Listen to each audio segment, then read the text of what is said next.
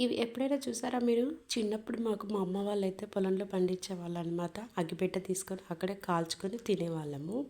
కూడా సీజన్ అప్పుడు శనగలు పండుతాయన్నమాట మాకు. ఇంట్లో అంటే పొలంలో పండిస్తారు. సో, ఇవి ఇక్కడ దొరికాయి పూణేలో. ఒక కట్ట వచ్చేసి రూ. 10కి ఇచ్చారు.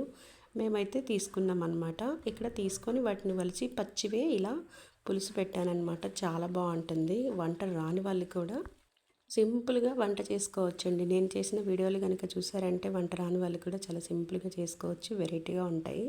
ఇలా టమాటాలన్నీ బాగా కడిగేసి వాటిని కట్ చేయకుండా పిసకాలనమాట. అంటే ఇంతకుముందు చిక్కుడుకాయ కూర చేసాం కదా! సేమ్ అలాగే అనమాట. అందులో ఉప్పు, కారం, పసుపు వేసేసుకొని మనం వలుచుకున్న శనగలు వేసేసి ఇందులో కూరంతా మగ్గిన తర్వాత ధనియాల పొడి, కొబ్బెర, తెల్లవాయి, ధనియాలు మిక్సీ పట్టేసుకొని అలా వేసి కూర మగ్గిన తర్వాత ఇలా అన్నంలో వేసుకొని తిన్నారంటే చాలా టేస్టీగా ఉంటుంది. వీడియో నచ్చితే లైక్ చేసి సబ్స్క్రైబ్ చేయండి.